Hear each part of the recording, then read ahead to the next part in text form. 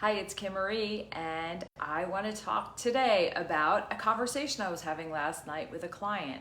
I started talking about making a dream board and getting intentional about what we want to bring in for the new year, and I challenged her to do that. And then I also spoke about what she would be willing to let go of. And what I mean by that are old habits, old patterns, old ways of thinking, old beliefs that really don't serve us, that maybe are unexamined. So it's something to look at. Okay, how can I get to this place? How can I have this thing or this feeling or this interaction or this emotion? What's going to take me there and what's in my way, right? So then she just looked at me like she typically does when I challenge her with the all right, and we just put that aside. And then we started to talk. Another thing I had mentioned was about to solve an issue, and I may have spoke about this yesterday,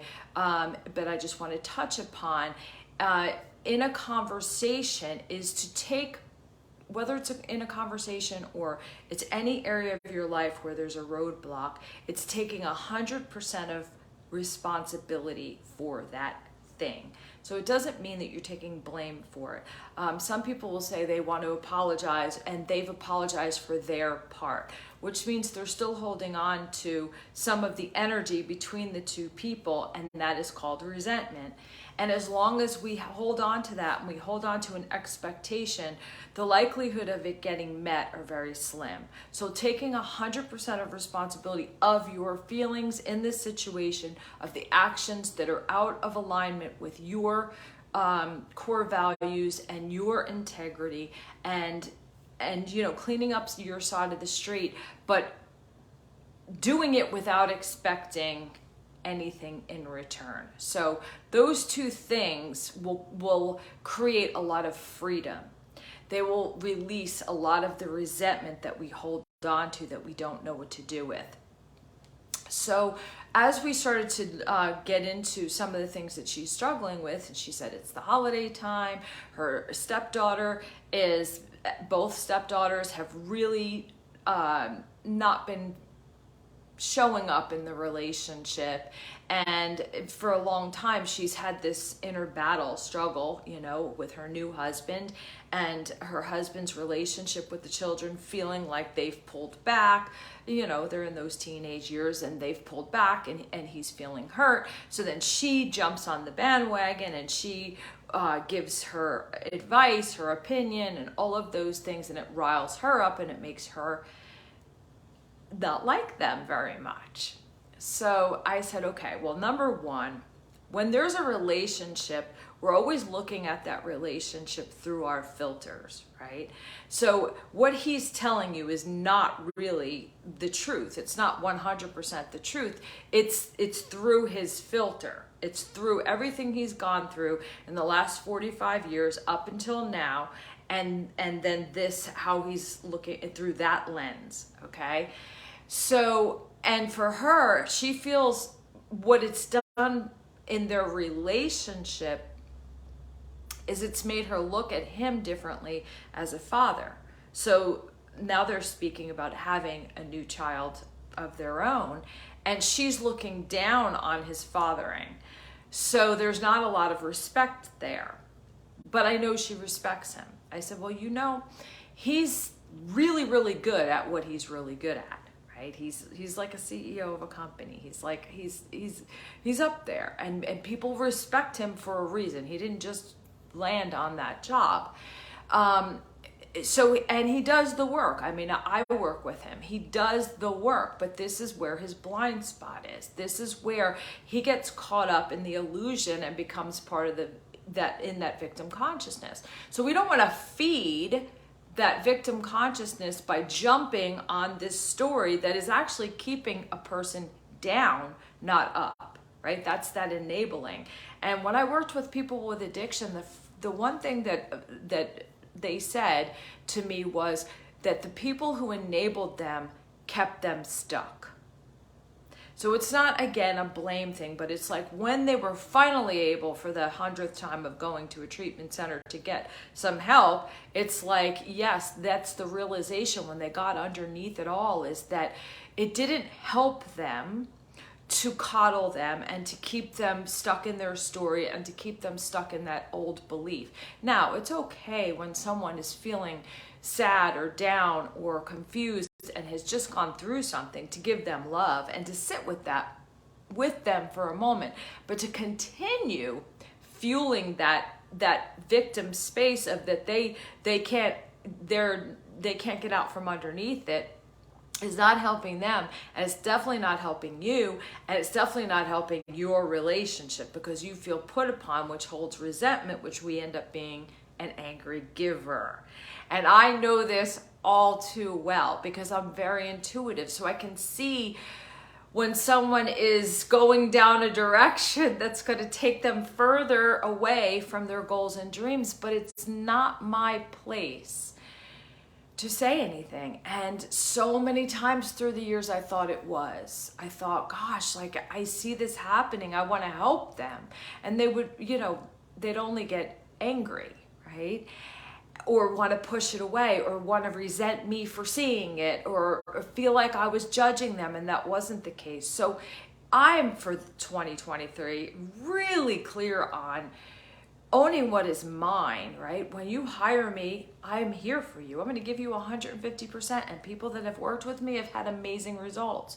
But people who don't choose to are on their journey, and I need to love and respect them where they are. And what that does for me in a relationship, like what's happening in this specific relationship that I was just describing, is that a woman, when she's in the problem-solving mode, is in her male energy, and she can feel put upon without realizing it, because it's also the things she loves to do or is good at, right? She's good at wanting to save everybody. She's good at, somebody says, hey, there's a monkey on my back. She's good at taking that monkey and putting it on her back, and then feeling put upon and not knowing why, and then exhibiting resentment. And the way that shows up in a relationship is that as a woman, we can lose respect for our man. We start to look at him as more, even though we may not realize it, as a child, because if he's in victim consciousness and you're in the empowered position, then yeah, you're not looking up to him, right? So we have to do some undoing with her. We have to undo this habit. So back to the beginning when I challenged her, and what are you ready to let go of? It's undoing a habit of caring so much, which is not wrong, but caring so much that we take it on as our own. And if we were going to the gym with a loved one and they had to do their workout, and we said, well, we'll do it for you, I'll do your workout for you. And then, we do their workout for them, and then we expect them to have the muscles to engage in what they need to engage in life, they're not going to have them. So they're going to feel resentment, whether they realize it or not. You're going to feel put upon because you're doing your workout and their workout. So it's really about catching what is mine and what's not, right? So then she said to me, well, okay, that all makes sense, but how do I put that into action? And here's how.